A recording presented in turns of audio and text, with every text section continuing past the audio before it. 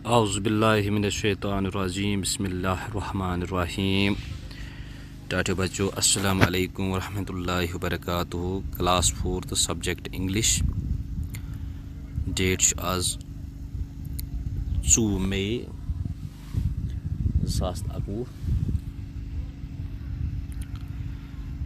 टाटे बच्चों, आज क्लास 4th सब्जेक्ट इंग्लिश पढ़ुन अमुक लेक्चर सेकंड पढ़ुन। सान सबक नाव मानसर लेक यथ बारस मज ओतर पुर। आज पढ़ुन on the eastern bank of the lake there is a shrine of Sheshnag, a mythological snake with 6 heads. There are some ancient temples on the bank of the lake which are visited by the devotees. Umipati, Mahadev, Narasimha and Dugra temples are situated near the lake.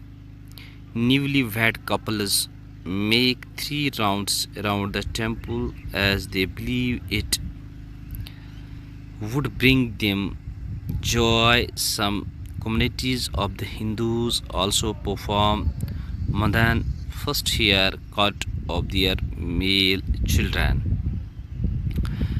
तो बेटा यहाँ पर हमें एक word आ गया है mythological, connected with ancient stories. सह कह चीज़ या ताल्लुक आस प्रायन दलीलन सतन, कह सह चीज़ यथन ताल्लुक आस पतमि दलीलन सत, यथ हिस्ट्री वनो। ठीक है।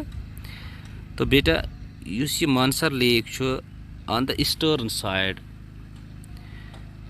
On the eastern bank of the lake, युस ईस्टर्न साइड अम लेकुक there is a shrine of Sheshnag. अत श्राइन युस मजहबी अकीद जाय तथ नाव शीशनाग। यथ अख मिथोलॉजिकल, यथ अख हिस्ट्री पतिम दलील अत हसा सर्फ बनोमुत स्नेक, सर्फ यह सर्फ शक्ल 6 heads, snake with 6 heads, Surf यह शक्ल बनत।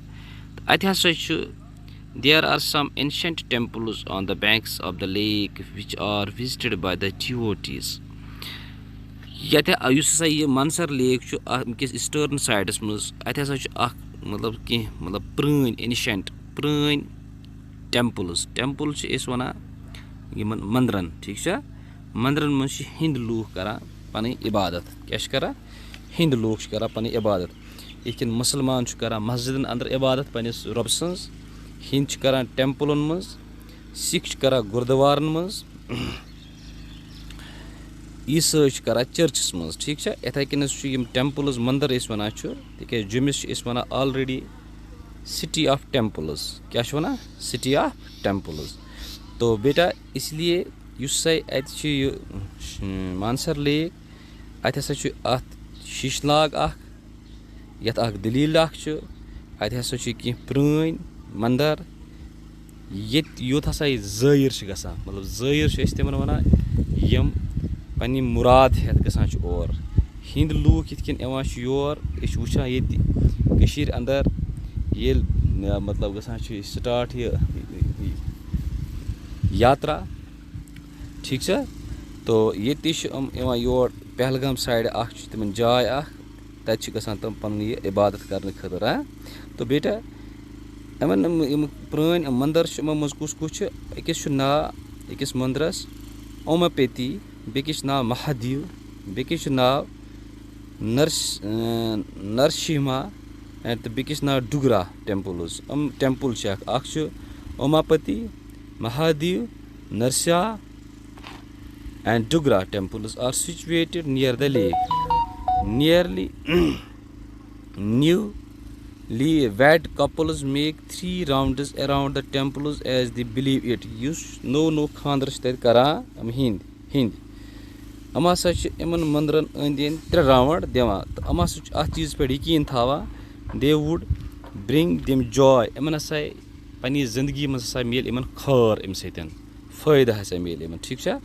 Some communities of the Hindus also perform Mundan first haircut of their male children. Hind हसा पन बच्चे ये जवान बच्चे गोडनुक मस कासन तिमन आसान यथ वन जर कास हम हसा ऊर निवान अति पन बच्चन मस कासान यिन मुसलमान अंदर तन मुसलमान अंदर या ये रिवाज तम निवान कुन जाए पन बच्चन और तक पन मस कासान अड़ निवान दरगाह अड़ निवान योर मखदूम सबून अड़ निवान बाबा ऋषि डिफरेंट जायन निवान मस कासन खतर तो बेटा इथे कन हिंद लुक तम तसा गोडन मंडन पन बच्चन हुन अति करा तो बेटा बह पर बे एक फेरी सबक तुम थो वार ध्यान योकन टाठो बच्चों on the eastern bank of the lake there is a shrine of Sheshnag a mythological snake with 6 heads. There are some ancient temples on the banks of the lake which are visited by the devotees. Omapati, Mahadev, Narsiha and Dugra temples are situated near the lake. Newly wed couples make 3 rounds around the temple as they believe it would bring them joy.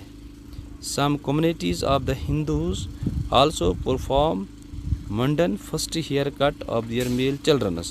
Tato bachcho yim bankin shiyat ek dit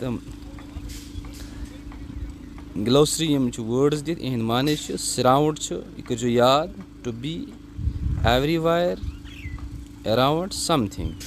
Circumference, distance around a circle. Mythological, connected with ancient stories, history, etc. Couple, husband and wife. तो मे उम्मीद तुम बोझो ये video और पत करो ये सबक याद. Thank you.